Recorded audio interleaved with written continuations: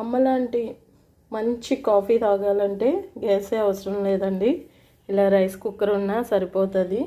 పాలు ఇలా మరగబెట్టేసుకుందాం. ఒక కప్పు తీసుకుందాం.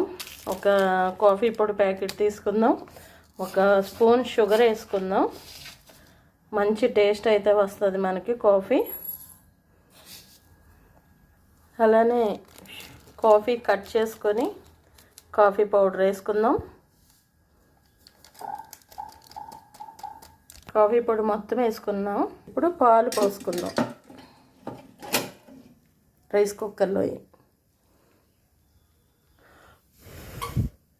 చూడండి,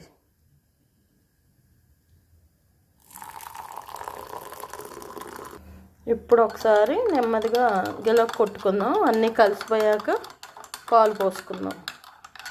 ఇదిగోండి, ఇలా కొట్టుకున్నాం కదా.